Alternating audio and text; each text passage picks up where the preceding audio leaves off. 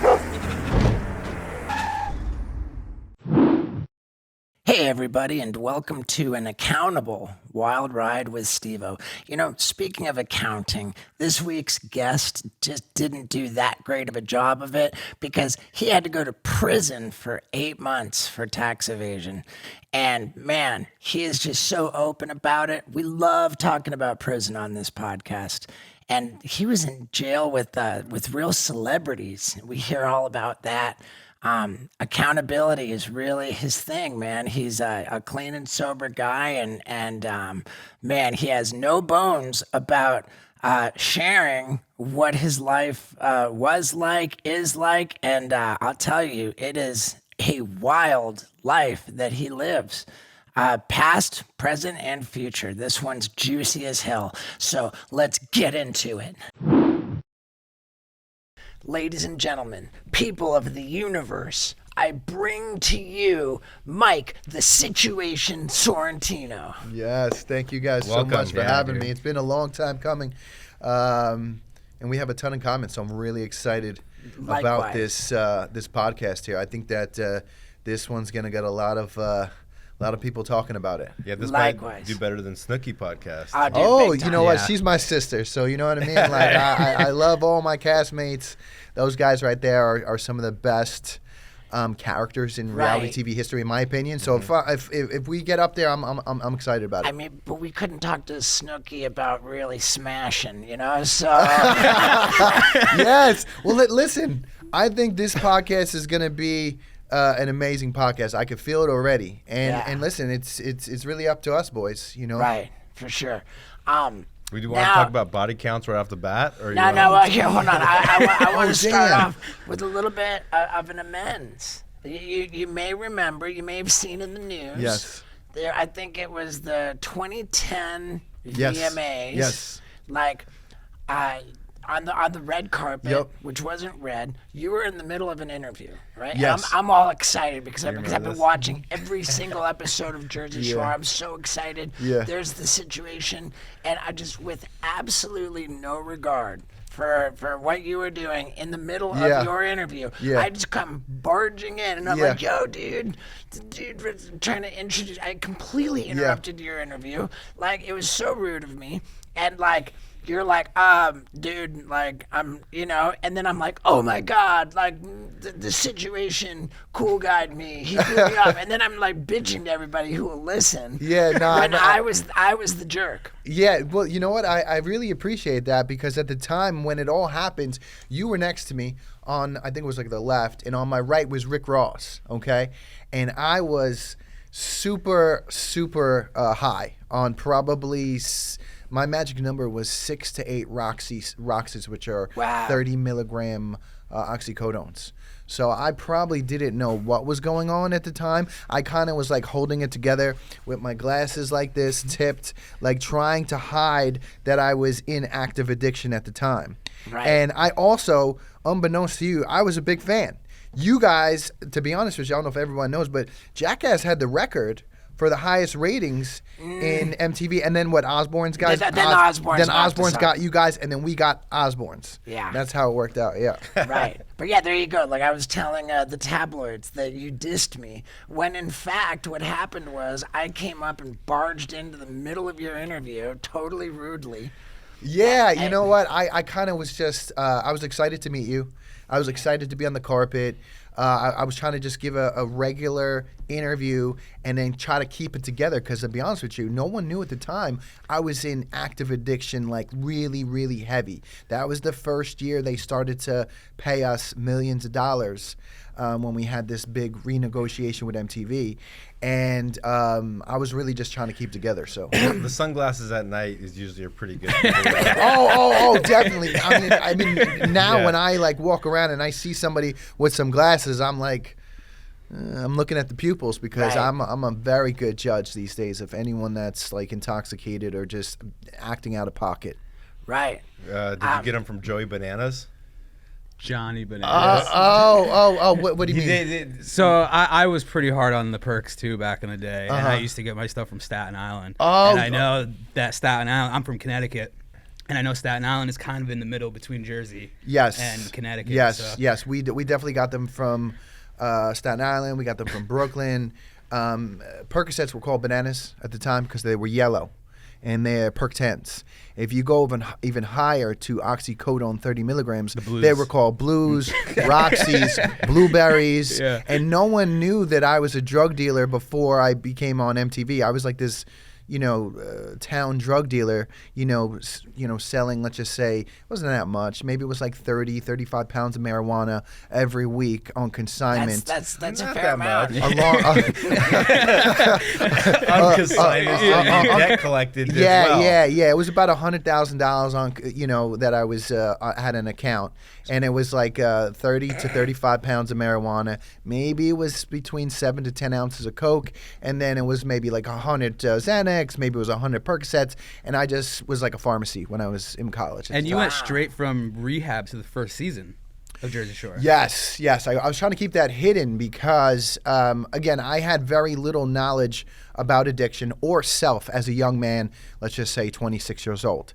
Then when I was casted, I was hiding it from the producers that I just got out of rehab. I mean, because maybe they wouldn't have casted me. I was a risk. With that. So, and I went to rehab for opiates, as again, I loved, I had a love for Percocets or opiates, so to say. Yeah. When you got out of rehab right before the Jersey Shore started the first season, were you actually trying to stay sober, or you just weren't even? Oh, good question. No, I was trying to stay sober, but it's called substitution. I wasn't trying to take Percocets, but I thought I was somewhat healed. I had no knowledge of addiction or that you had to treat yourself mentally, physically, and spiritually. At the time when they first detoxed me, I'm like, I'm good. Some of the guys and some of the stories that you would hear in rehab, they're like, oh my God, this guy sold, his kitchen cabinets for crack. And you're like, that's not me. You know what I mean? I'm not those guys. I got this. Right. And then you go right back into the streets and back to pretty much very similar behaviors. But it took me a little time. I started at the Jersey Shore and I was just drinking the first season. Once they gave me the money, that second season or maybe a year later, and I started to get the millions of dollars and the big raises, the Ferraris. I know that I bought my first Ferrari with about 200 Rockasets in my pocket at the time, like, oh, we about to have some fun. So that was like the beginning of, I guess, the end. Yeah. Because at that same year, that I was in TV, I made around $5 million from endorsements, MTV. But the year before, I didn't make any money, and I didn't have to file a tax return. So, do you see For sure. the difference there? Did any of the other cast members know all this? That when you started to get all this money and you were buying all these Roxys, did any of them have any idea that? Well, I mean, I hit it really well. Obviously, I had a history of being a drug dealer for a very long time. So I kind of knew how to walk in the street, so to say, and not get caught. But there were a few times, and I do write it in my book, that I think it was off season after season number 1, we had press. And I was just feeling myself a little bit, and we were doing press, and I offered Jenny an Oxy 80. And she looked at me like, what is that? And that's when I was like, oh my God, I don't know. Let me grab that back. Don't know they call these green monsters. You know what I'm saying? Yeah. So I grabbed it back. Like, if you don't want that, that's fine. But I kind of let the cat out of the bag. And even that's when she kind of started to know, like what is this kid into? Even in the beginning when I started to do tours out in LA wasn't big into like Percocets and the drugs that we were out in the East. When you go out to the West, and I was like, oh guys, you guys got like Roxys and you got Oxys, or they're like, what do you got, a toothache? They weren't into it back then. I'm sober too, and I didn't get into opiates. What would what is it? Opiate 80 or Oxy 80? What would an Oxy 80 do to me now? If my God! If I don't have a tolerance to it. Oh my God! I mean, is there like 30s, 50s? Like what? You would probably throw up. Probably. I don't think it wouldn't kill you. Jenny would have thrown up. Oh, definitely. Yeah. Oh, definitely. What's that equivalent to though? An Oxy 80 is 10 Percocet 10. No, 8 Percocet 10s. Mm-hmm. right? Yeah, but then there's a coating Yeah. on top of it, which makes it like slower release. Yeah, the time release. Time But- release, So yeah. what we used to do is we used to Scrape it off? scrape it, Or or lick s- it, or and then su- or suck it off? Yeah, and scrape it off, and He's throw that like an East Coast throw that guy. bad boy right on a piece of tinfoil. Really? Yeah. People would smoke Yeah. it. I preferred. I didn't like to snort them. I refrained from that because I just had a copious amounts of it. I would have hundreds of Roxys on me, so I just would take 6 at a time, 8 at a time. Yeah. Do Dancing with the Stars. Today I'm gonna do 4. I'm going on live TV. Nobody had a clue. How much did one of those cost? How much did a pill cost? There was a point where it was like almost $1 a milligram. So when you get over here, it gets like 50 cents a milligram. But the further north you go, it goes up to $1 a milligram. When you say get over here, Oh, East yeah. Coast, like this, New like York. this neck of the woods. You're talking like, about like between $20 and $30 for one for pill. a perk 30. For one pill. Yeah. What's the most you ever spent on drugs at one time? Oh my God! I mean, my accountant went because I did go to prison for tax evasion, but but my accountant went through my finances. When we started to go through the case, the United States versus Mike, the situation, and they sat me down and they went through my finances and they said, "Do you know that you spent between $500,000 and $600,000 on oxycodone and cocaine?" And I'll be honest with you, at the time I was in early recovery. And I was trying to be accountable. I was trying to show humility, and I was being honest. And I was like, "Yeah, that sounds about right." I thought it was about Yeah, a that million. sounds about how right. the accountant? Because he wrote a check saying oxys on the note. All the ATM withdrawals were Right. in $1,000 increments. And if you say, okay, every time I went to the ATM, I spent $1,000, and then they went through and went the comparisons of all the $1,000 withdrawals that were, Right. let's just say every other day, it comes out to be, I don't know if it's $3,000 or $4,000 a week. After Right. about 3 years, it's $600,000. So that checks out. Now, you say that when the Jersey Shore got to the point of they were really paying you guys. After the first season, we You were hit, and they Yeah. you got to renegotiate. they put a contract on the table, and they said, "All right, guys, congratulations, you got season 2." I think we all remember the second season of Jersey Shore. It was like a whole new chapter. And I think you might be ready for a whole new chapter yourself. Because let's face it, bad habits are no bueno. And I'm talking about vaping. An alternative to it called Fume. This is not a vape. It is not nicotine. It is a diffusive device which flavors air. That simple. I have it in my pocket at all times because I just love it.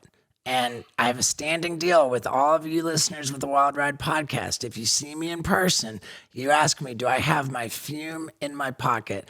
And I have not been caught without it once.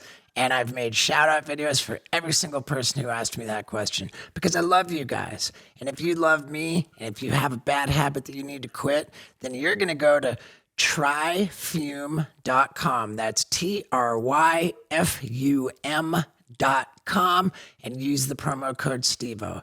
If you do that, you're going to get a special gift. And I'm telling you, it's a rad gift. With your order of the journey pack, you're going to want to do this. It supports the podcast, and 300,000 people have had success with Fume. You could be the next. So one more time, go to tryfume.com and use the promo code Stevo for a free gift with your journey pack. Now, let's get back to it. And they handed myself, Snooki, Polly, the contract. And we're in New York City, and no lawyers, nothing. And we all look at it, and there's no raise. It was like, probably $5,000 and some T-shirt money from the T-shirt store. And everyone looked at each other. It was like an awkward silence, like, are we really going to do this? And I was kind of the confident one to be like, because I saw Paulie's face and everyone looked like it wasn't kosher, it wasn't, and I was like, what happens if we don't sign this? And they were like, well, we're going to replace you. And in that moment, because of the way that I felt from filming season 1, that I felt that we filmed something groundbreaking and something edgy that they couldn't reproduce, I said, good luck with that. I bounced. Once I bounced, that's when we got the big $1 million raise. The at that point when they handed you those bogus ass contracts, the first season had been airing and was a proven hit. Yeah. Okay, yeah. Similar thing happened with me on Jackass, but I didn't handle it as well as you did. Well, what happened? I got a call after the third episode aired, and the producer said, man, the show's a hit. MTV ordered the next 2 seasons. Like, we know we got to pay you. We're gonna give you $2,000 an episode. Yes. And yes. I was like, 2 seasons is 16 episodes. 16 times 2,000 is 32,000. Yep. Like, I'm rich. Yeah. I mean, listen. At the end of the day, it's a business deal, Right. And they tried at the time, and I at the time took a risk, and it worked out. Now, were you the one to come up with that number? Were you guys the one to come up with that number that you guys got, or did they come back with another offer? No, those negotiations probably took a few months. Yeah. And eventually they came back with very, very high numbers, and we were all very happy. But there was like tiers. Like everybody got paid different.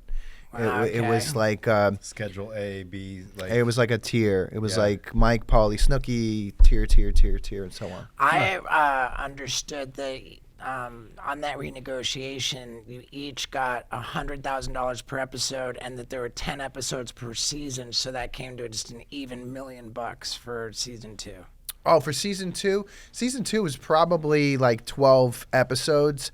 I don't know exactly what season 2 was, but I do know that it started at, let's just say, for instance, season 2 probably was maybe $105,000, and then it went to like 125, 133, 167, up to 179. Those were the numbers of all the seasons. So at the end of the day, I eventually almost got to $200,000 an episode for MTV. Man, that's epic.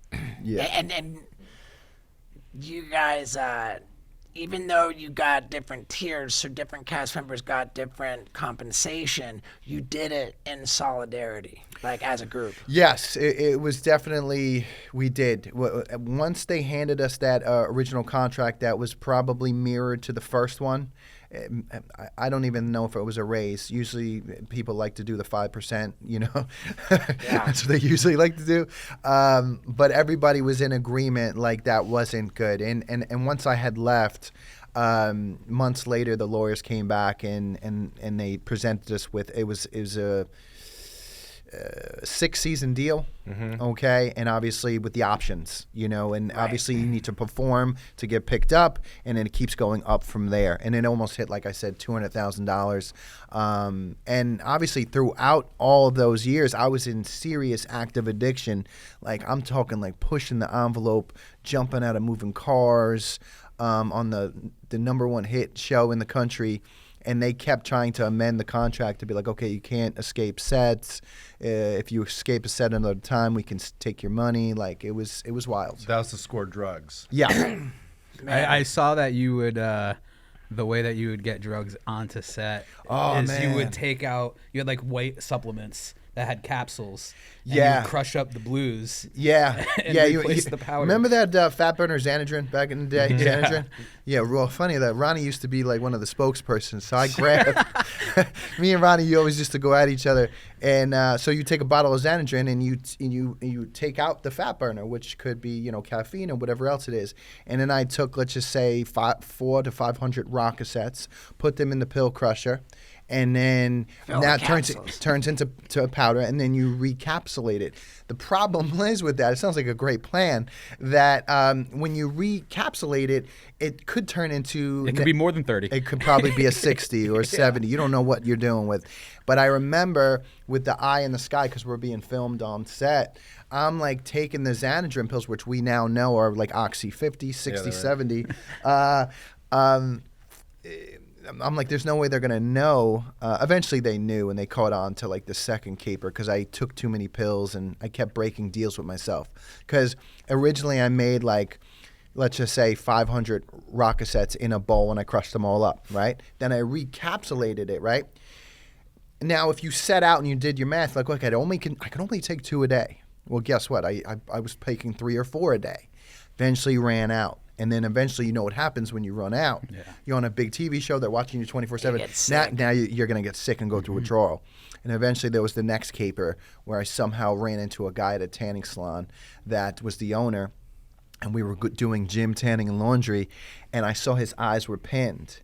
Once they let me go into the tanning salon to go tanning, they take the mic off, and because you need your privacy, you're going to get naked possibly. And I looked at him, and I went like this. and no words are spoken. And he goes, and I go, tomorrow, man. And he goes, okay. The next day, he brought me a 50-pack. So every time I went gym, tan, laundry. It's now gym, tan, Percocet. Yes, it pretty much was. Yeah. Every time I went, there would be a 50-pack of Percocets or Rockasets underneath my eyewear and my towel, which is insanity. Who does that? And every other day, I was so excited to go tanning that production kind of called on. They're like, who is so excited to go gym, tanning, laundry? This kid wants to drive. It's got to be his way. And eventually, I think the last week of production, the executive producers came out to me and like, you can't go tanning at this place anymore. It's season 2. And I'm like, and now I'm about to go through withdrawal because I'm really going through them now. And I'm like, why not? They're like, well, you can go to another tanning salon. They must have kind of caught on something was happening. They couldn't really catch me red-handed. So I'm like, all right, fine. We'll go to this other tanning salon as long as you let me drive. So you want to guess what I did? I'm like, okay, I'm driving. And now they put on like their top producer. I remember Brad. Shout out to Brad. He still works for the production company to this day. We hug it out now because I'm now almost 9 years sober. What's the name of the production company? 495 Productions. Okay. Oh, I love those guys. Anyway, I'm on my 9th year of sobriety telling this story. And so I'm driving. Snooki's in the car. JWoww's in the car. DJ Paulie D's in the car. And I'm driving knowing I'm about to go through withdrawal and knowing I can't go to this tanning salon where a 50-pack is waiting for me. So I'm driving, and all of a sudden, I know to my eye is the street that I need to turn on to go to my tanning salon.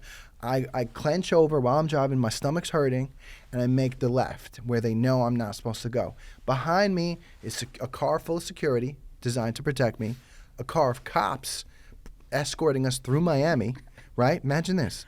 So now I'm starting to go down the street, and in my brain I'm like, I need to just get a little bit of distance. What can I do?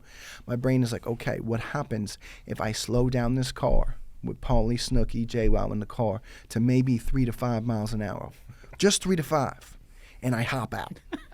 If I hop out, maybe, obviously I don't think anybody's gonna get hurt, but maybe that will give me just enough time so I could get a little running start.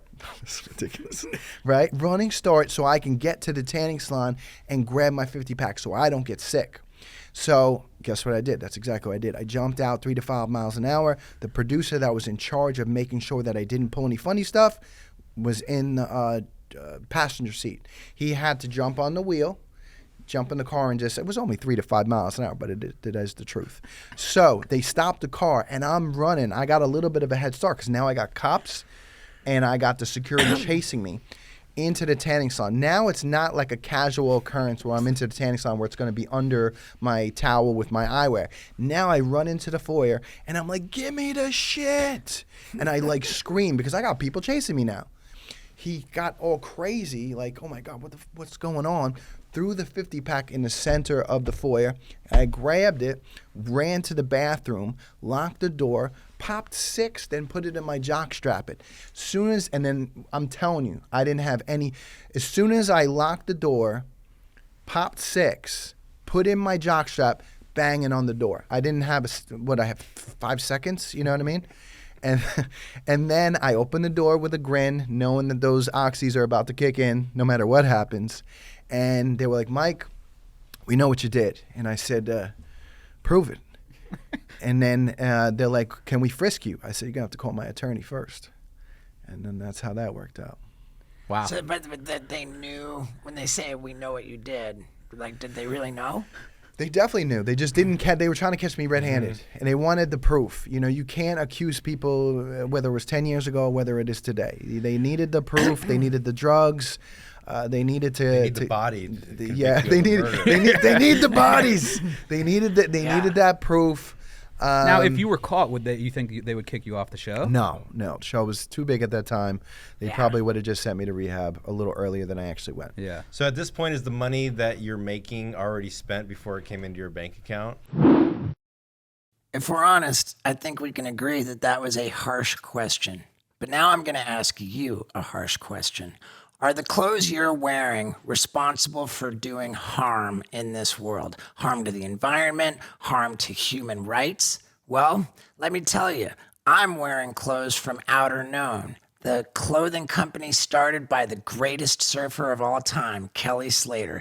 And what makes Outer Known fantastic is that all of these clothes are made from organic and recycled materials in fair trade factories around the world, meaning that human labor is not exploited in an unfair way and the materials are not destroying the environment. They also happen to be the most radical clothes ever, and they make everything. They've got t-shirts, sweatshirts, denim, and their most popular item, the blanket shirt. I mean, this company's amazing. And all of my friends, plus all of the listeners of the Wild Ride podcast, get an entire 25% off their entire order at outerknown.com/Stevo. That's outerknown.com/Stevo. And you got to use the promo code Stevo as well to, again, get a full 25% off your order. It's amazing. I'm very grateful to Kelly Slater and Outer Known for giving my friends and the extended Wild Ride family this amazing deal. And I want you to jump on it by getting these awesome clothes, which are good for the world and everybody in it. So one more time, outerknown.com/Stevo, and use the promo code Stevo for 25% off your entire order. Now let's get back to it. At what time? That time we're talking about? I mean, Like Miami? Season 2. No. Season 2 was still on the Jersey Shore. Then season 3 was in Miami, right? Season 2. Oh wait, season 1 was Seaside. Season 2 was Miami. Oh, was it? And season 3 was back in Seaside. Oh, okay. Yeah. That Those sense. checks were so big, man. Those checks were like $670,000. They were coming in. Not a quarter, because they paid the episode. If it's like 12 episodes, it was probably... You get like half up front, and then you get the rest of it once they finish filming. Yeah. No. The thing with Jersey Shore was they filmed a season, and then you would get paid, and they'd be filming another season quickly. So it's like almost like you got hit. Like even to this day, I just finished a season, and there's a season on right now. So it's like you're getting hit both times. You don't even know in your brain, like, what season am I on? Like, to try to search for assets in your phone to post and promote. You're like, where am I right now? Right. So it's... how long does it take to film a season? A month or a now week, or back then? Oh, back then. Back then, they took 60 days usually to film a season. And then now it's quicker? Now they spread it out. Usually it's like 3 months. Oh, okay. They spread it out. They'll do like a week here. You might have a couple days off, maybe 3 days there. You know, you'll be in Vegas, you'll be in New Jersey, you'll be in Miami. It's spread out. Yeah. With the first season, nobody knows who you are. You're just like, you know, but you've got the TV crew. So when you go out to the club and you're bringing girls back to the Smash Room, like, it's pretty easy to convert because they're like, these guys have... convert. Yeah, your field goal percentage. Yeah. Your slay point average. Yeah. Like, because, like, you know, you got the TV. They know that you're doing a TV thing. It's kind of an exciting thing. Yes, for season 1, definitely it was the cameras had added to whatever game you had. If you were smooth, then it was, you had a very high field goal percentage. Yeah. Because it was the cameras, you know what I mean? Right. And the lights, almost like lights, camera, action. It added a sense of like mysteriousness and like, oh my God, this person is special. I even to this day, if you didn't even have much game, it still definitely helped a little bit too. For sure. Yeah. And then now season 2, now like when you guys are in the club, it's just like a Mobbed. nuclear bomb went off. Like, Yeah. oh my God. Yeah. And so then it's just like insanely Yeah. easy to. Yeah, it was insane. Once season 2 hit, it was insane. The appearance tours were insanity. A threesome would be a night when I was tired. I'd be like, all right, I'm tired tonight. It's just going to be a threesome. And, my sweet spot was usually like 6 to 10. I would shoot for 10 a lot, but once I got like 10 naked girls in the room, I'd be like, well, how am I going to logistically do this now? There's all these now. There's all these beautiful women in the room, and you can't even believe that you even accomplished this. And you're like, well, now how do I move forward? Eventually, I usually would go with 6. Yeah. Wow. There was a few times that it was 10. And there was like a few instances that it was 10. Yeah. When you say the appearance tours, that's different. Off season. Off-season. Yeah. Appearance tours. And when you're actually taping season 2 in Miami, or season 3 back at Seaside, or in Italy, like, you got these kills. You've got your prey. Your prize. Yes. And your prey is presented with the release form, so it's like, here, sign this release form so that you don't have to blur your face, so that we can actually show you emerging from the smash room. Emerging from the blanket that looks like a tent. Yeah. Yes. Yeah. And I mean, that's just so weird. It was weird to me too. And now that we're talking about it, it is weird. Usually the release form was done fairly quickly. The girls were just as excited as the guys to continue on in reality, continue being filmed, and whatever happens. Right. Yeah.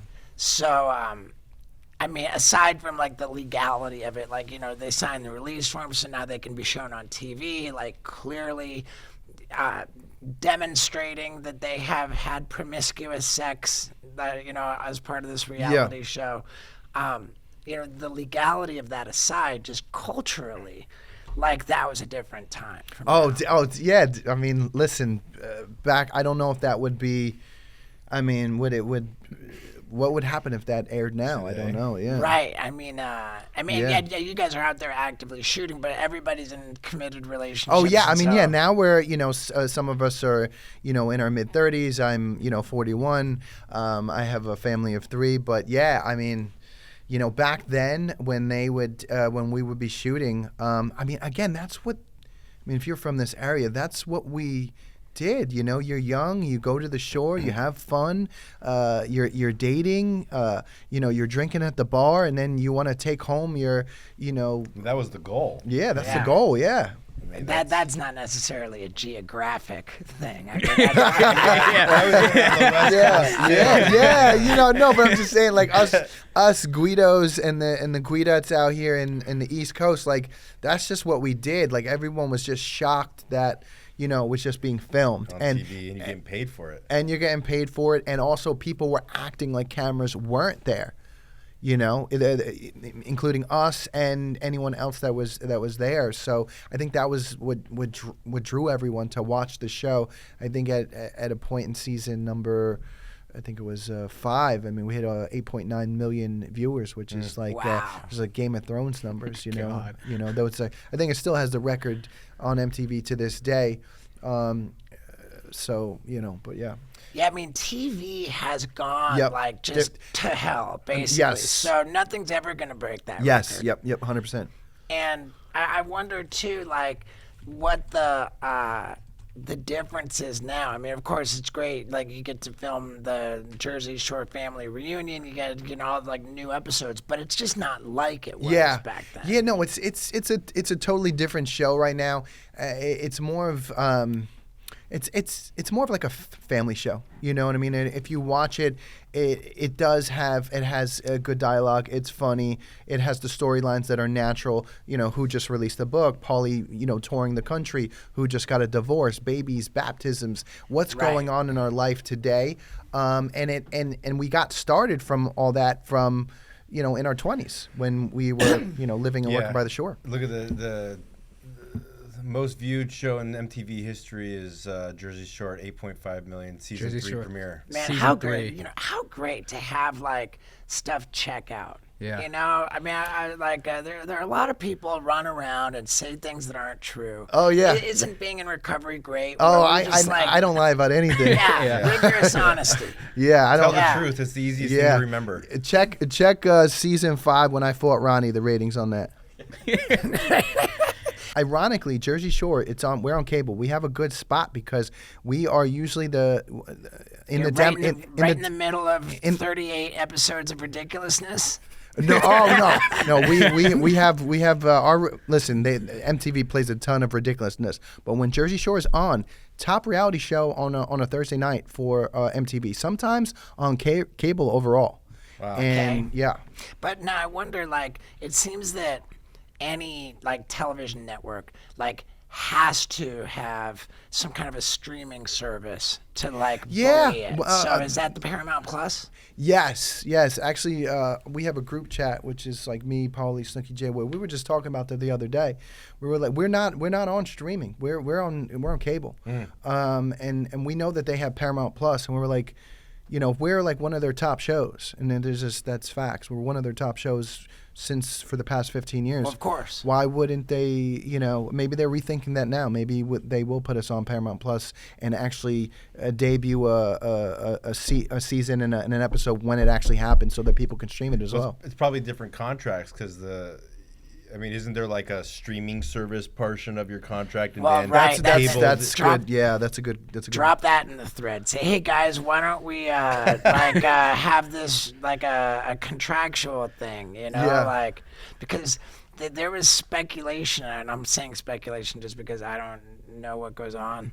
But with our Jackass Forever, the last movie, when we did our contracts for that movie, What was it? Paramount with Paramount? Right, the movie was with Paramount. And there was no such thing as Paramount Plus when we did our contracts, because our contracts were before. That's probably what it the is. Pandemic, the That's whole probably thing. what it is. yeah, they're gonna put it on there. They just I think it might already be on there 'cause I was probably binge-watching in our contract it just states cable. Yeah. And for them to put us on streaming they'd have to amend it or have to change it. so you got more money coming So in. so amend it, get more eyeballs, and more money. You know what I'm gonna do? I'm gonna send a photo to group chat right now. Yeah, dude. Of this man right here. Hell yeah, dude. Can I ask you about like what one rock bottom and two what was prison like for you? It's about to get very intense, and I think we can safely guess that rock bottom and prison is not where you want to be. But let me tell you where else you don't want to be. You don't want to be caught with bushy hair coming out of your nose and all over your little boys, if you know what I mean. And that's why grooming is more important now than it's ever been before. And Manscaped is the company to help you. They've got an epic deal for you. And let's talk about it. The entire family of lawnmowers. You got the 3.0 Plus, you got the 4.0 Pro, and you've got the Lawnmower 5.0 Ultra. Plus the Weed Whacker 2.0. I mean, get out of here. I'm not trying to walk around with hair coming out of my nostrils. It's a bad look, man. Women are repulsed by that. And they've got all kinds of products. They make grooming fun and effective. So to get 20% off your order plus free shipping. Did you hear that? That's 20% off your order plus free shipping. You go to manscaped.com and use the promo code STEVO. It's just that simple. Your balls are going to thank you, and so will the Wild Ride podcast for your support. It's time to get on top of your grooming. So one last time, manscaped.com and use the promo code STEVO for 20% off plus free shipping. Now let's get back to it. Ooh. I mean, those are very like separate, but poignant subjects, Steve. Okay. hard-hitting question. Okay. Rock bottom. There are definitely apples and oranges, prison and rock bottom. Rock bottom, I would have to say it happened a few times, but the worst one was when I tried heroin. Because I thought I would. I always told myself I'm never going to try heroin. I'm a multimillionaire. I'm the situation. Because you always heard those stories of if someone. Yeah, I was wondering if I should stop for that. Yeah, maybe we could stop that. You know what? I'm gonna take a leak again. Yeah. You guys got a lot in common. This guy was a heroin dealer on the East Coast. I was a maniac and nobody knew about it. Yeah, you know, I was bringing stuff from Staten Island up to up to like Vermont, Burlington, Vermont, because up in Burlington, like an Oxy 80 would go for like $120. Yeah, 100%. Yeah, I mean, so fucked up. I used to have connects in Brooklyn, and but eventually, once I got into the pills, it was kind of like the beginning and the end because, like Biggie said, never get high on your own supply.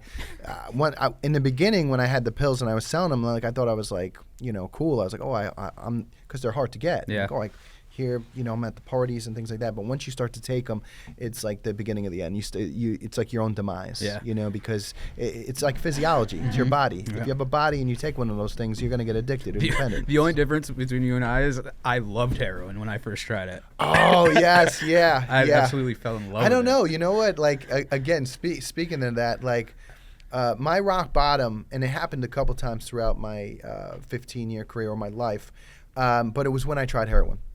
Because I told myself I would never try heroin. People that do heroin are dirty, But like if you're doing pills, like the natural progression is like you're spending so much money on pills, your liver is backing up. You might as well do heroin. Well, that's what they say. I mean, it's you're at the devil's doorstep, And I had a tolerance of at my worst of 10 Rockettes 3 times a day, which is 30 Rockettes, which is a lot. And we all know that a Rockett is a 30 milligram oxycodone, and technically, what is that, like 90 Percocets right there? Yeah. 90 That's bad for your stomach. 90 So Percocets. Yeah, how constipated were you? Exactly. worst. Yes. 2 weeks without taking a shit. Dude, there would be times where I'm crying on the toilet. Definitely days, but I think you tried to combat that with some sort of like castor oil. Something. Well, I know about castor oil now, but back then it would probably be some like fiber product. But yeah, or maybe or just cocaine. toot some snooters. yes, Yeah. yes, 100%. But I didn't want to. Yeah. I didn't want to spend my extra money on cocaine. I just wanted that's opiates. where some of the uppers came from, was because you were so down all the time. You're like, let me throw an upper in the mix so that I can feel myself again. Yeah. But yeah, my rock bottom came when I tried heroin. I never thought I was going to do it, and I didn't. It was kind of inadvertent because. How did you try the heroin? Just snorting it, or? I snorted it because I at this particular time in my life, it was 2015. I had the government breathing down my neck. They were coming after me for about $10 million. I was unemployed. I was 3 months behind on my rent. I was depressed. I was down. I called a buddy of mine, childhood friend. I'm like, yo, can we score some pills? I don't want to feel the way I'm feeling right now. He goes, okay, fine. I'll pick you up. We'll go to Newark. I'm like, okay, fine. You can drive. A good guy. I'm like, you can drive my car. I'm like, okay. So we're going there for Rockettes, okay? We get there. He's driving my Corvette, one of my last cars before, like, when I was downsizing and the government was coming after me. I stayed in the car because I can't, walk, freely in Newark. The situation, one of the bigger reality stars in the country. So I stayed in the car.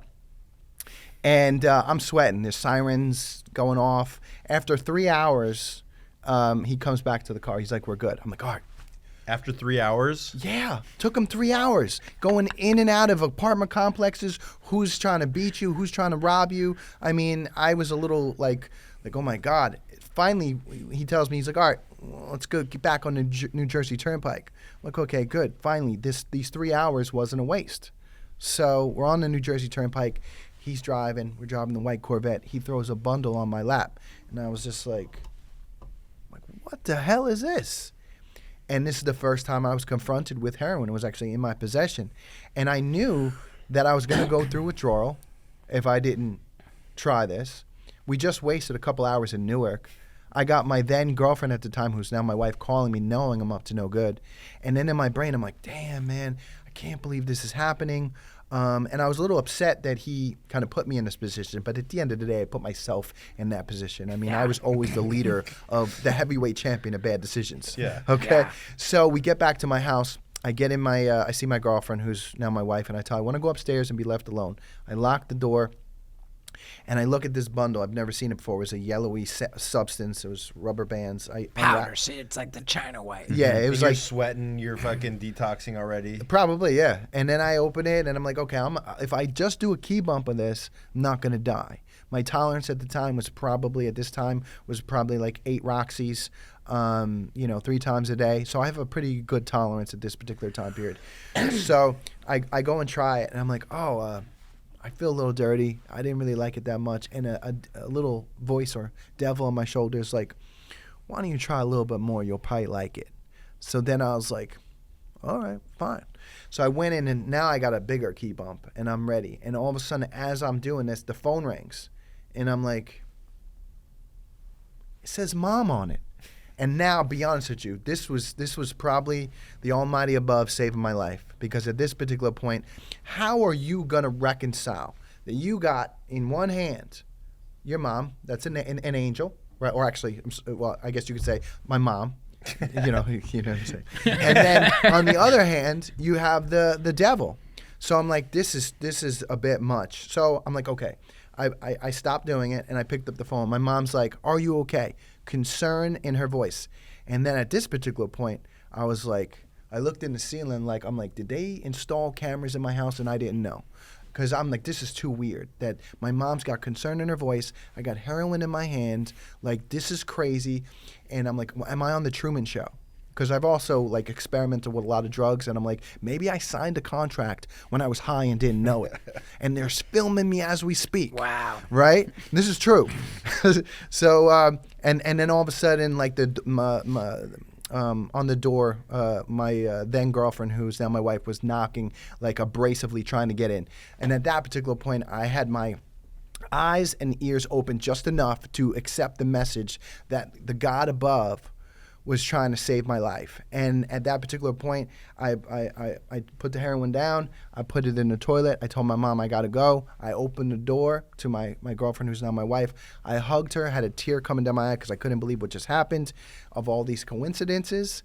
And now the next day, I actually went to rehab. I'm now almost 9 years clean and sober. So now. that last key bump, that little key bump, was your last, everything, was the last time you ever did something?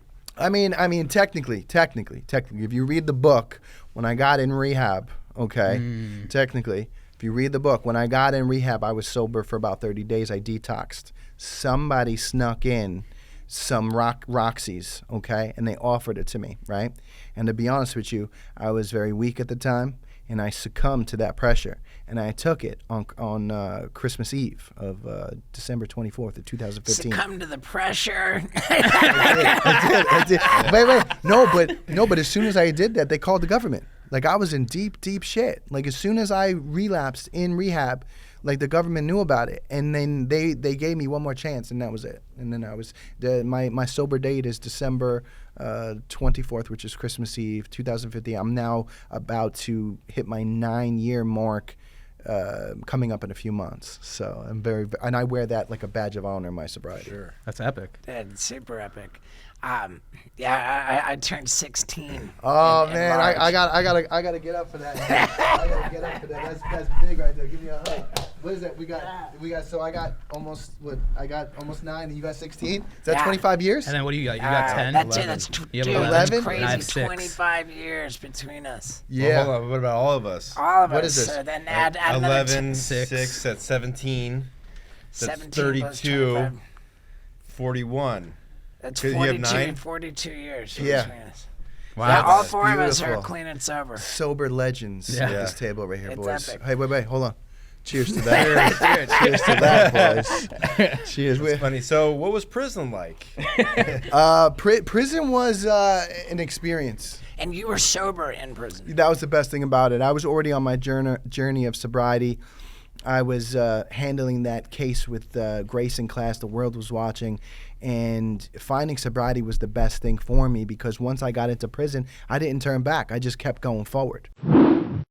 That's what you want to do. You want to move forward. You want to look forward. And when I look forward, I see some bumps and bruises, maybe even some catastrophic accidents in my future. And that is why I want to be prepared at all times, not just with the regular first aid kit, but with the bad boy of them all. It's the first aid and emergency kit from the Wellness Company. This thing comes loaded with everything from bandages and iodine wipes to a tourniquet and 9 life-saving medications. It's all in here, and it's important to have it if you live an adventurous lifestyle like me. Man, do I wish I had this when I got roasted up in that big explosion in my living room. God, I mean, those third-degree burns would have really been a lot better off if I had this first aid emergency kit. And you can not only get it, but you can get 15% off plus free shipping. That means you're going to pay way less and no shipping costs so that you can be prepared. I'm telling you, man, you don't want to have the accident happen and then be going to the ER and trying to convince a doctor to write a prescription for you when the prescription medication is in here, man. So to get this, you go to twc.health/Stevo and use the promo code Stevo. Again, it's got everything you need for that medical emergency that's just going to pop up when you least expect it. One last time, twc.health/Stevo and use the promo code Stevo for 15% off plus free shipping. Once you've paid, fill out the 2-minute medical questionnaire on the site and your kit will be on its way to you. Now, let's get back to it. Do they have meetings in there? They did. They did. They did have meetings. I actually helped run a lot of them at the time. I was like maybe around 3 years clean and sober, and I helped run them, which was cool. I mean, I was definitely a positive force in prison because there was one side, the guys that stayed busy.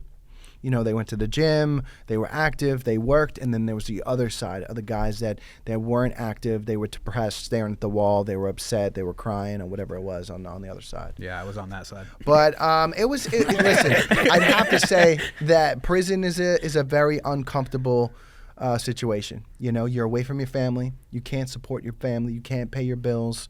I was withdrawing from methadone when I got in. Oh, God. What prison were you in? I was in Otisville, which it is a very nice prison. And where were you? Hartford Correctional. Okay, so you're in Otisville prison. It's a Jewish prison. It was like a high-profile prison, yeah. With Donald Trump's former fixer/attorney Michael Cohen. Yes, I was. He was. He sat next to me every day for maybe lunch and is he just a really likable guy? He was very nice to me. Very nice to me. I don't necessarily. I mean, everyone has different values and things like that, but he was very nice to me. I think he's a pretty fascinating character. Yes. I see what's happening in the news right now, and I'm like, okay, I'm gonna keep scrolling. Right. Yeah. And you were also in prison with the Fire Festival guy. Yes, he was definitely a loner. Billy McFarland. Billy McFarland. Yeah. I think I played basketball with him a couple times. He was definitely kept to himself. I think when he first came to prison, as a joke, the other prisoners made cheese sandwiches and put him on his bed because that's what he did for all the Fry Fest participants. Yeah, that's crazy.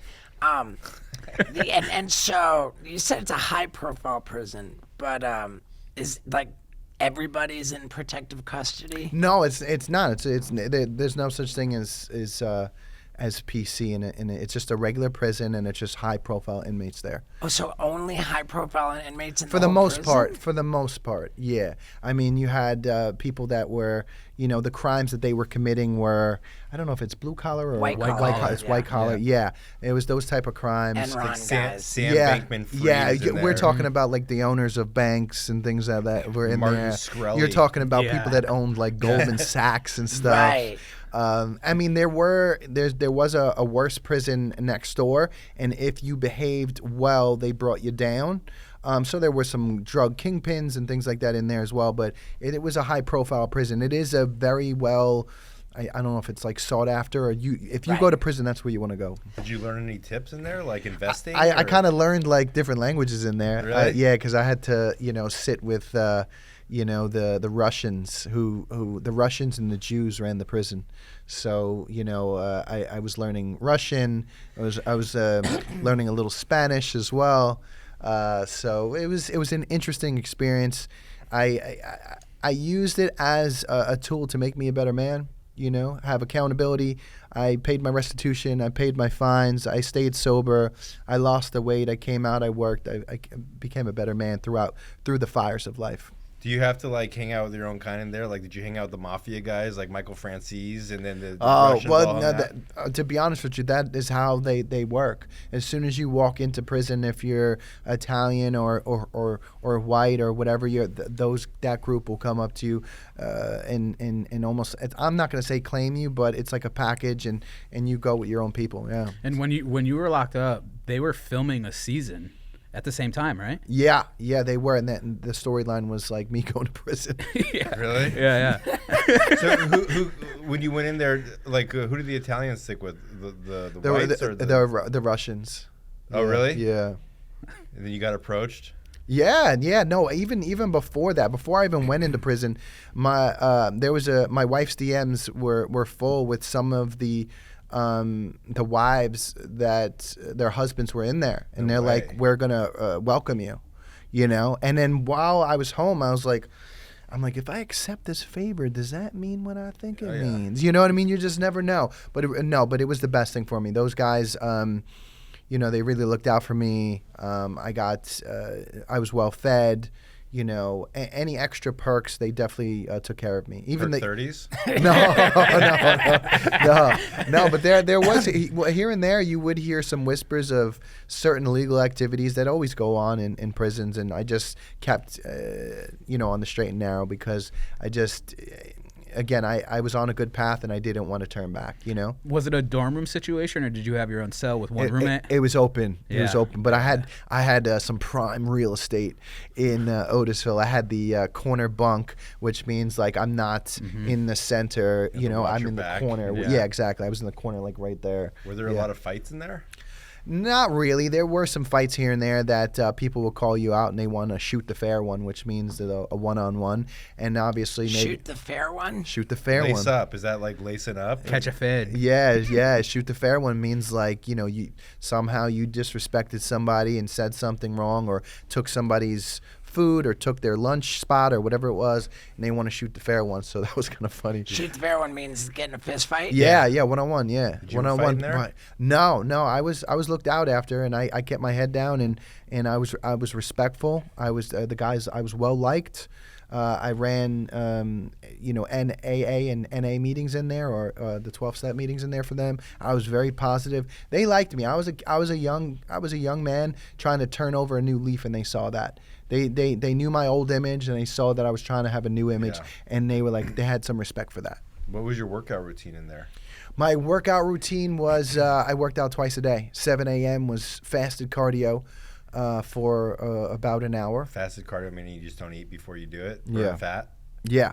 Fasted means there's no food in your body, and maybe you were fasting for maybe between 14 and 18 hours. That means the day prior you stopped eating, let's just say at 4 o'clock. And then obviously next when you wake up in the morning at 7 o'clock, 8 o'clock, that's about 17 or 18 hours about that time. And then you jump on cardio and you are burning fat, purely. I lost about 30 pounds in prison. And then at nighttime around, let's just say not even nighttime. It was probably like 2 o'clock. I was doing weights for an hour. So I'd work out twice a day. Sometimes 3 times a day I'd run wind sprints on holidays because I didn't want to get depressed. On holidays, you're away from your family. I had a new wife at the time, and I was in prison my first year of marriage, which is kind of depressing. You know what I'm saying? Your husband's in prison. It's almost like a mafia movie. Your husband's in prison the first year of marriage. To take my mind off of being depressed on those holidays on Easter, I'd work out an extra, a third time, which would be wind sprints at like, let's just say 6 to 7 at when the sun was going down. So you said you lost like 30 pounds. Yeah. I've seen images of you like just so jacked, and now you seem like more like normal, kind of normal. Yeah. So was there like some steroid enhancements? No, in the beginning, no. In the beginning, I was first season of Jersey Shore, or How I Got Casted. I have photos. I was just in really, really good shape. Maybe some of those photos I was on MDMA, which obviously dries you out a little bit, but I used that to my advantage. I started to use PEDs a little bit later, because I was using everything, so why not? But now it would take me probably 3 months to get in good shape of just consistency. You still have abs like that? Not right now, but it probably would take about 3 months. 3 months? Yeah. It's crazy, it's crazy how big people can get. I mean, right now I haven't hit the gym in 3 weeks. I've been so busy with my book tour. But about 3 weeks ago, I was benching 315.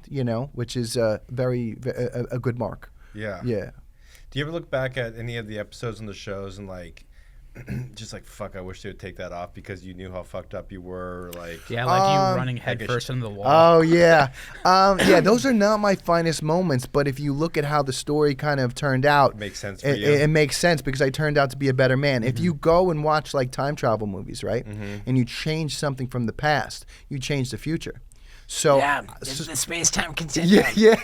So, Doc Brown. So like I turned my L's into lessons. I turned out to be a better man. I mean, and do I have any regrets? I could, but to be honest with you, I turned out to be a better man because of those mistakes. Cool. I couldn't agree more. Yeah. I couldn't agree more. I don't want to mess with this space-time continuum because I'm so happy with where I'm at now. Yeah. I'm such a good dad. I'm a sober dad of 3 babies. I'm married 6 years. I just dropped a kick-ass book. I'm working on opening up my own rehab soon. I'm making big changes in this world right now. You just reminded me of Novak was telling me. Did Novak put us in touch or I don't know. I like Novak. I do speak to him all the time. Yeah, we worked at the. When I'm not filming, I over the past, let's just say 5-6 years, I'd work on the side with rehabs. And Novak worked at one of the rehabs that I also worked at, and we would conversate all the time. And then he would tell me he was starting sober houses and things like that. Yeah. And like he's on a similar path, man. You can only respect that. For sure. Okay, now when you got indicted and all that with the tax trouble, that was tough, man. Yeah. It was you and your brother. Yeah. Now, why is your brother indicted for your failure to pay taxes? Oh, I like that. Business manager. Good question. Yeah, he was my business manager, and he was a part of my LLCs. And when they indicted us, there was just various crimes between both of us. At the end of the day, I didn't file in 2011. 2010 through 2012. Yeah. So when I first made all those millions, I think it's on the first page of my book in the introduction. I had just made $5 million. It's Christmas dinner. Mom's got shrimp arragganata on the oven, and I got the Lamborghini outside. And my brother comes up to me and he's like, you just made $5 million. It's time to file.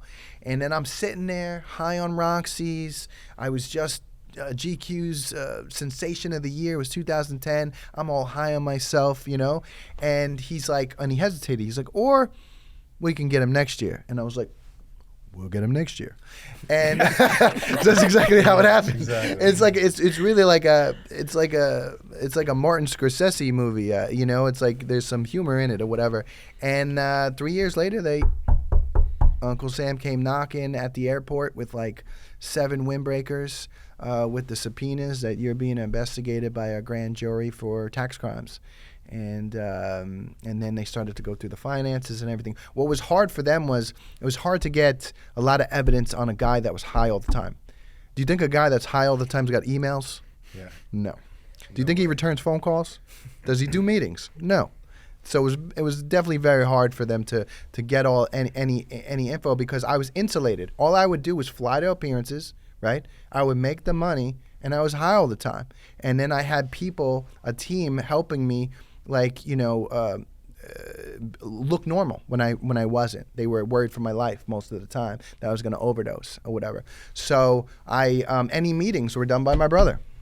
Right. So you know what I'm saying? Yeah. They had more evidence against your brother. That's why he was charged more. Yeah. Or he was punished more seriously. Yeah. He was sentenced to 2 years. Yeah. How much did you owe? Did they say you owed? They said it was upwards of like around $10 million. But I thought like what we saw on the search, it was that 2010 through 2012 that you had $8.9 million that you hadn't paid on. Yeah. But can't you say like, okay, I won't go to jail. Let me just work this off. I thought that if they sent me to prison, everything gets wiped. That is not the truth. That is not the truth. Really? I'll tell you right now. I have done everything right. I have paid fines. I've paid restitution. I've stayed sober. I give back to the community. I pay my taxes. Now they want you, and they even penalized me. I think maybe like $1 million, or whatever, on top of all of it for penalties that you have to pay. Some way, shape, or form. So they ain't playing. Well, right, and it's not that you owe them $10 million. It's that you owe them your taxes on $10 million. And so given the bracket that you're in, that's probably in and around 50% of that. So you do owe them like in the neighborhood of $5 million. Yeah, maybe when it shrunk down and you get on payment plans, it's lower. Do they garnish your wages, or are you just still responsible for it? No. Once you do the right thing, they give you back my passport. If you read my book, I finally get the passport. After 10 years, they finally gave me my passport back. Wow. I just got it back a few months ago, which means I've done everything right. Like I said, restitutions, payment plans, everything. Yeah. So these days, what are the major revenue streams for you? Jersey Shore royalties from the first series. Also book royalties, which we just dropped. And then obviously me and my wife, we share a store together. And I'm in the midst of opening up a rehab. I have a T-shirt shop, which has the motivational T-shirts and the iconic T-shirts have been amazing over the past couple of years. And also, this is on your merch store. On your website. my merch store has always killed it. So like anything like that's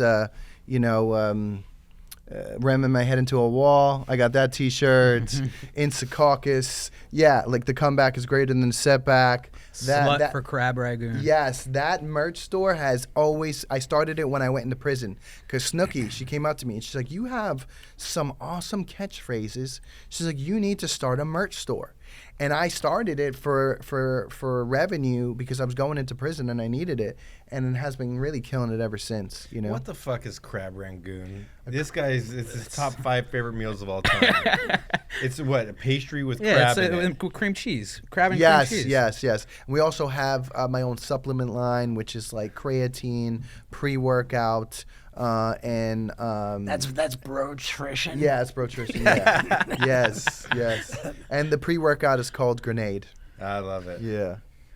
So we have a lot of revenue streams. We work very, very hard.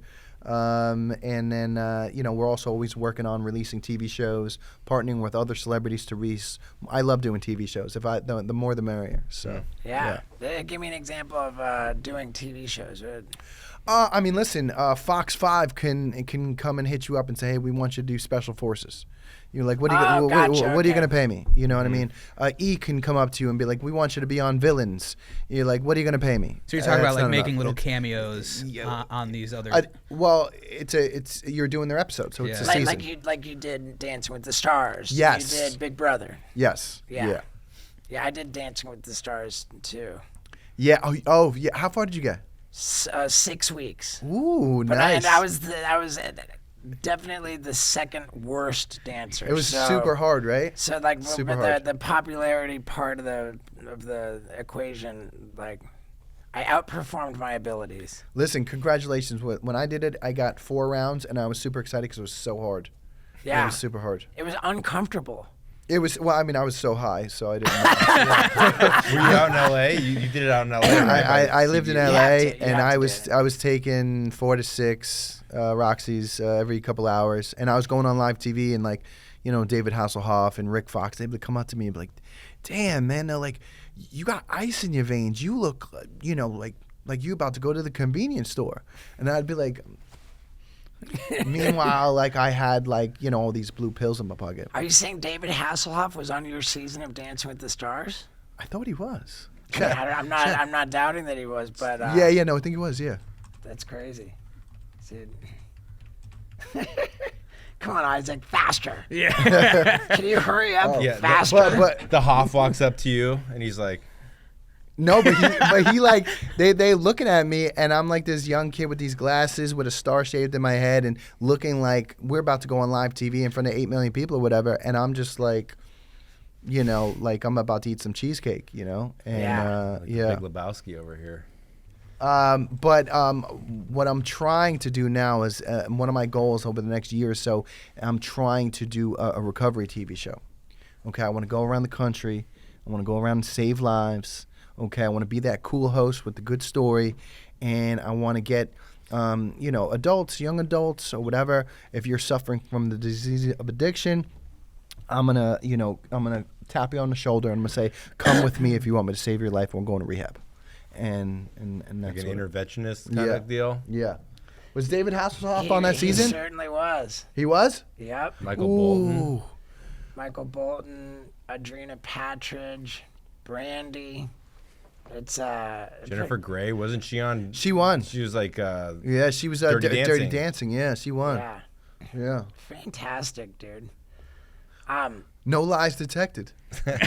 No lies. Dude, like this guy must be sober. No lies detected. No, you passed the sniff test. And we're still waiting for the New York Times bestseller list to acknowledge your outstanding sales. We strongly suspect that they have snubbed you and me on my second book. Yeah.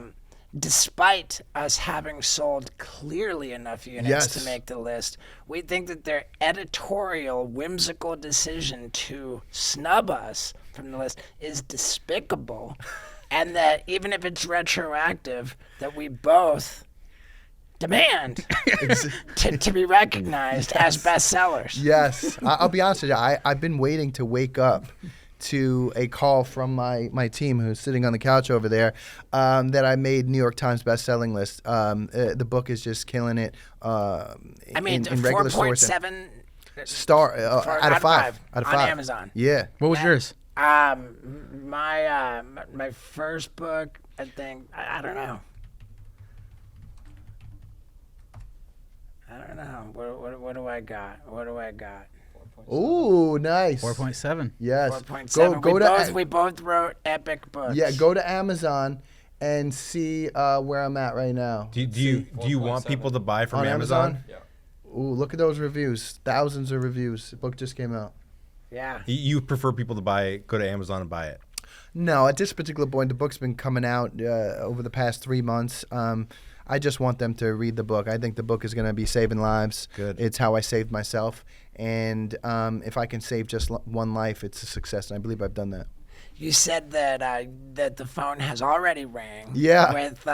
With inquiries about the rights. The rights to the book to make a movie. Exactly. We got that call probably a couple weeks ago. We were super excited. Me and my team, we always celebrate, baby steps, little victories. So for someone to call and be like, listen, we are interested in the rights, who has them? Of course, I have them. And me and my team, we are ready to negotiate the biopic or some sort of. I wonder. I think that you and I both land in a little bit of a difficult situation with respect to movies about our lives because so much of it is on video. Yes. Like, what are you gonna recreate? Why not just show the video? Yeah. No. I actually spoke to the executive producer of MTV, Sally Ann. Shout out. Love you. But the stuff in this book, they have the footage. They just never aired it of me jumping out of cars and all that stuff. Right. So I would maybe love to see the documentary, maybe when they do it, they can also get that footage. But they never aired the stuff that was in here. In a perfect world, and they did want to make this movie, who would you want to play you? I think Miles Teller did a good job with Top Gun, and he also did I think a bio. War Dogs. He did War Dogs, and he also did War Dogs is so good. I just so rewatched good. it. He also recently. did like a biopic. The boxing movie? The boxing movie, yeah. That was unbelievable. Yeah, he did a good job. What would you name it? Gym Tan Sobriety? No, I don't know. Maybe they'll call it Reality Check. I don't know. Okay. Or I think that it could be really interesting if there was an artful way to make it both scripted and like real footage. Like you've got the actor, but you kind of go back and forth showing. It would be difficult. But it would be artsy or creative for them to be able to do that, to show some of the stuff that you did see, but almost like do it like where I thought about it, like come out of the house or come out of the shore house, do a scene that they know happened, come out of it into the stuff they didn't know. Right. That would crazy. be cool. Yeah. That is cool. Yeah, Miles Teller, dude. Yep. He's the guy. Yeah. All right, man. Yeah. Mila Kunis would be Snooki. Okay. Shia LaBeouf would be Vinny. I've put a little thought in. Shia LaBeouf and Vinny are buddies. Oh yeah. I wouldn't say buddies. No. I mean, pretty tight. No, not at all. We've emailed. Okay. Megan Fox could be JWoww. Yeah. Is there anything that we have failed to promote that we want to? No, actually, listen. You guys have we promoted everything. I mean, we promoted the book. We got the merch and the show. We got the merch. We got everything. Brotrition. Yeah, we did everything. We've got redemption. We've promoted positivity. Yeah. Accountability. Yes. Rigorous honesty. Integrity. Do we say accountability? Accountability. Yes. You know what? It's crazy how so many people in the world just cannot admit when they're wrong. Oh, I that's my pet peeve. Yeah, yet I always do it.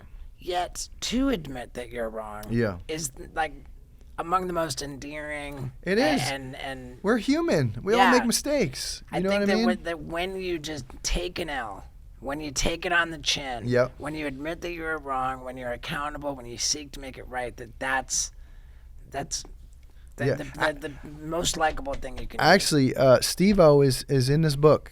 Because I do recount our time on the carpet in 2010. Oh, it's in there? It's in there, yes. Wow. Before I leave, I want to sign this. You can put it on your bookshelf. I love that. It's in there, yeah. I love that, man. I'm glad that I got to speak to you about that and acknowledge where I came up short. Yes.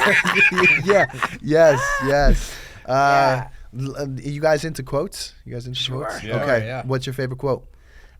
It's easier to go down a hill than up, but the view is much better from the top. Okay. I think just what comes to mind would be commit a crime and the whole world is made out of glass.